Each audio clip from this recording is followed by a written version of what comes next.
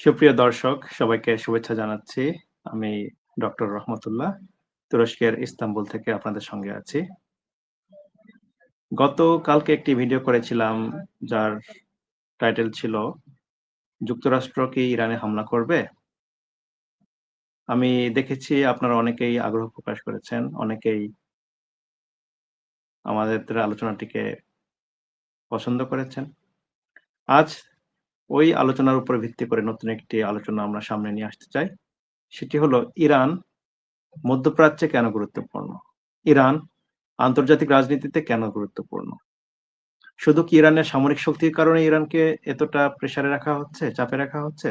নাকি ইরানের আরো কোনো গুরুত্ব রয়েছে? আমি আজকে ৩ টি ম্যাপ নিয়ে আপনাদের সামনে কথা বলব। ইরানের গুরুত্বকে বোঝানোর জন্য মূলত এই ম্যাপগুলো আমি ব্যবহার করব। ১ম যে কথাটি তা হলো ইরান মধ্যপ্রাচ্যে খুবই গুরুত্বপূর্ণ একটি দেশ। এর মূল কারণ হলো ইরানের অবস্থান। ভৌগোলিকভাবে ইরান একটি কৌশলগত অবস্থানে রয়েছে। যার কারণে মধ্যপ্রাচ্যের যে দেশগুলো রয়েছে, সৌদি আরব, কাতার, কুয়েত, আরব আমিরাত অথবা ইসরায়েল, এদিকে আমরা যদি দেখি তাহলে অন্য যে দেশগুলো আছে, ইয়েমেন সহ মধ্যপ্রাচ্যের অধিকাংশ দেশ, তুরস্ক সহ এই দেশগুলো ইরানের সাথে খুবই কাছাকাছি অবস্থানে রয়েছে। অর্থাৎ ইরানের প্রতিবেশী অধিকাংশ দেশ। ইরানের এই কৌশলগত অবস্থানের কারণে ইরানকে আন্তর্জাতিক রাজনীতিতে পশ্চিমা দেশগুলো চাপে রাখতে চায়। কারণ ১৯৭৯ সালের আগে যে ইরান ছিল, সেই ইরান ছিল পাহলবিদের ইরান। সেই ইরানের সাথে মধ্যপ্রাচ্যের এবং সেই ইরানের সাথে পশ্চিমাদের ছিল খুবই অন্তরঙ্গ একটি সম্পর্ক। কিন্তু ১৯৭৯ সালে ইসলামী বিপ্লবের পর আয়াতুল্লাহ রুহুল্লাহ খমেনি এবং তার অনুসারীরা যে ক্ষমতায় অংশগ্রহণ করেছেন, যে ক্ষমতা নিয়েছেন, সেখানে যুক্তরাষ্ট্র এবং পশ্চিমারা দুশমন হিসেবে পরিগণিত হয়েছে। যার ফলে ইরানের সাথে খোমেনির ইরানের সাথে যুক্তরাষ্ট্রের এবং পশ্চিমাদের একটি সংঘাত শুরু হয় ১৯৭৯ সাল থেকে। ফলে ইরান রাজনৈতিকভাবে অনেক গুরুত্বপূর্ণ হয়ে ওঠে। ইরান মধ্যপ্রাচ্যে একটি শক্তিশালী দেশ হয়ে ওঠে। প্রথমত যে কারণে ইরানকে সবাই গুরুত্বপূর্ণ মনে করে তা হলো ইরানের রয়েছে পারস্য উপসাগর এবং এই পারস্য উপসাগর মধ্যপ্রাচ্যের জ্বালানি রপ্তানির মূল পথ। সৌদি আরব, কাতার, কুয়েত, ইরাক অথবা পার্শ্ববর্তী দেশগুলো যে তেল উৎপাদন করে, সেই তেলের বিশ্ববাজারে প্রবেশ এবং রপ্তানির মূল পথ হলো পারস্য উপসাগর। ফলে ইরান খুবই গুরুত্বপূর্ণ। বিশ্ববাজারে তেলের যে চাহিদা এবং যে গুরুত্ব, সেদিক বিবেচনায় ইরানের গুরুত্ব অপরিসীম। পাশাপাশি ইরান নিজেও একটি তেল উৎপাদনকারী দেশ। বিশ্ব তেল বাজারে ইরানের রয়েছে ১১ ভাগ অবস্থান। ১১ ভাগ তেল ইরান থেকে বিশ্ববাজারে যায় অথবা ইরান উৎপাদন করে থাকে। পাশাপাশি আরেকটি অন্যতম জ্বালানি প্রাকৃতিক গ্যাস, এটি ইরানে মজুদ রয়েছে এবং প্রায় ১৯% গ্যাস রয়েছে ইরানে। অর্থাৎ বিশ্বের যত মজুদ রয়েছে তার ১৯% রয়েছে ইরানে। ফলে বিশ্ব জ্বালানির বাজারে ইরানের গুরুত্ব অপরিসীম। ইরান শুধুমাত্র অবস্থানগত কারণে গুরুত্বপূর্ণ নয়। ইরান কিন্তু বিশ্ব ইসলামী রাজনীতিতে পরিচয়ের ক্ষেত্রে অন্যতম একটি বড় দেশ। কেন? ইরান একটি শিয়া অধ্যুষিত দেশ। ইরানের যে শিয়া রাজনীতি, এটি বিশ্ব ইসলামী রাজনীতিকে প্রভাবিত করে। পশ্চিমারা এই ইসলামের ২ টি ভাগের মধ্যে সম্পর্ককে ব্যবহার করতে চায়। ফলে ইরানের শিয়া রাজনীতির যে নেতৃত্ব, সেটি বিশ্ব রাজনীতিতে ইরানকে গুরুত্বপূর্ণ করে তুলেছে। একটু যদি ম্যাপে তাকাই তাহলে ইরান নিজে শিয়া দেশ। পাশাপাশি ইরানের পাশে রয়েছে আজারবাইজান। আজারবাইজান একটি শিয়া অধ্যুষিত দেশ। ইরাকে রয়েছে সংখ্যাগরিষ্ঠ শিয়া। এর পাশে রয়েছে লেবানন।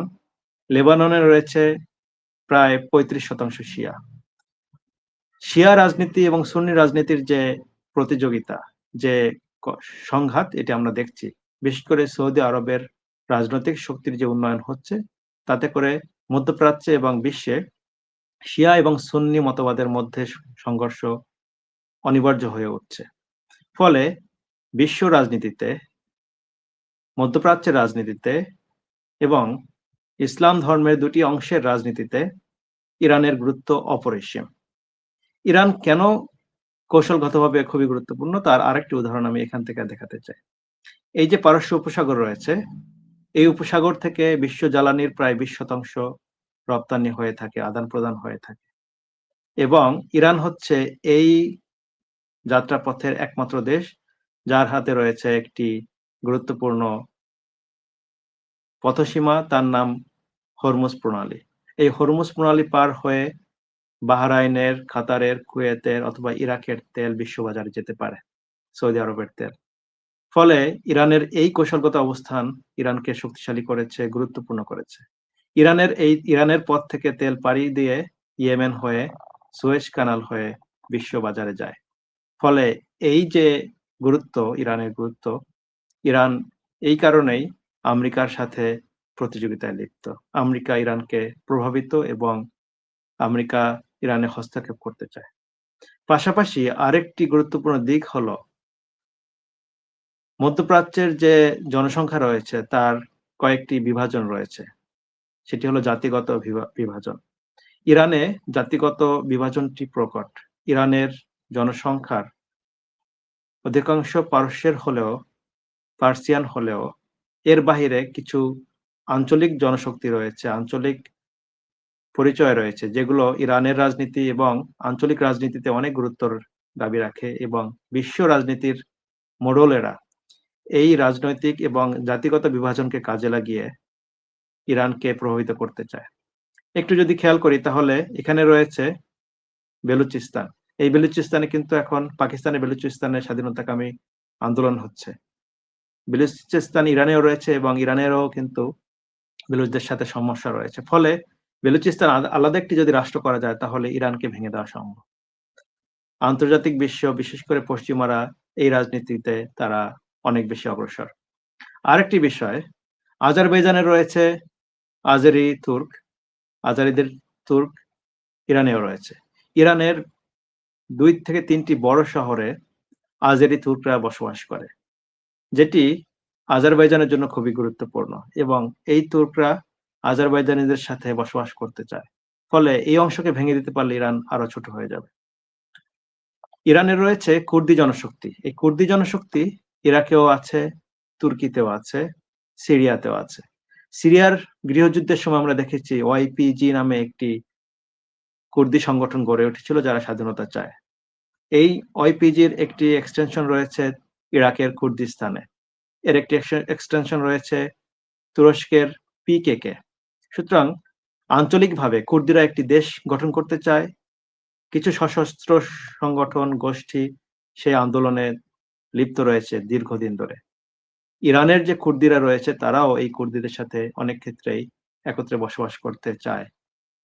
এভাবে চিন্তা করলে ইরানের যে শ্রেণীগত, জাতিগত বিভাজন, সেই বিভাজন মধ্যপ্রাচ্যের রাজনীতিতে খুবই গুরুত্বপূর্ণ। আঞ্চলিক শক্তিগুলো এবং আন্তর্জাতিক শক্তি পশ্চিমারা ইরানকে এই কারণে প্রভাবিত করতে চায়। ইরান মধ্যপ্রাচ্যের অনেকগুলো দেশের সাথে প্রতিবেশী। যদি আমরা তাকাই ইরানের দিকে তাহলে খুব সহজে বুঝতে পারবো ইরান কেন গুরুত্বপূর্ণ। ইরানের সাথে তুর্কমেনিস্তানের বর্ডার রয়েছে, সীমানা রয়েছে। আফগানিস্তানের সীমান্ত রয়েছে, পাকিস্তানের সীমান্ত রয়েছে। ইরানের সাথে ইরাকের বিস্তর সীমান্ত রয়েছে, তুর্কির সীমান্ত রয়েছে, আজারবাইজানের সীমান্ত রয়েছে এবং সীমান্ত রয়েছে সিরিয়ার। এভাবে ইরান মধ্যপ্রাচ্যের অনেকগুলো কৌশলগত দেশের সাথে প্রতিবেশী। এই দেশগুলোকে প্রভাবিত করতে ইরানের উপরে রাজনৈতিক প্রভাব গুরুত্বপূর্ণ। পশ্চিমারা ইরানকে প্রভাবিত করে, ইরান দখল করে মধ্যপ্রাচ্যের রাজনীতিতে একটি নতুন মাত্রা আনতে চায়।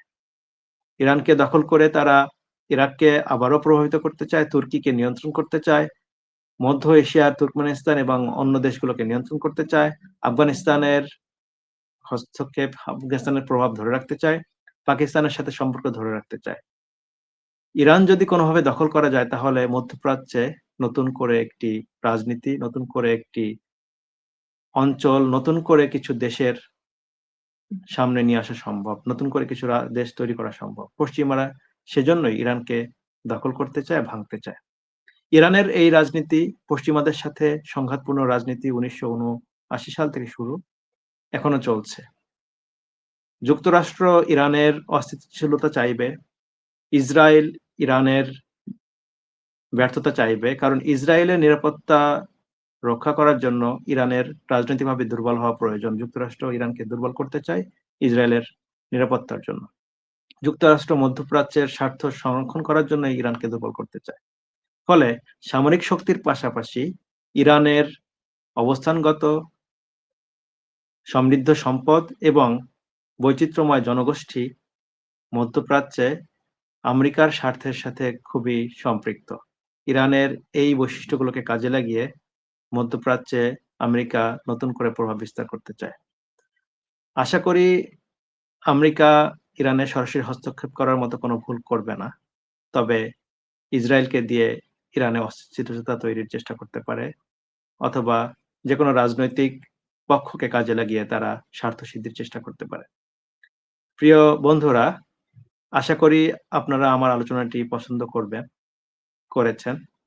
আমি অনুরোধ করব আপনারা কমেন্ট করবেন, আমার ভিডিওগুলোকে শেয়ার করবেন এবং আমার চ্যানেলের সাবস্ক্রাইব করবেন। আপনাদের সহযোগিতায় আরো নতুন কিছু আলোচনা, কিছু পর্যালোচনা, কিছু ভিডিও করতে চাই। সবাইকে ধন্যবাদ।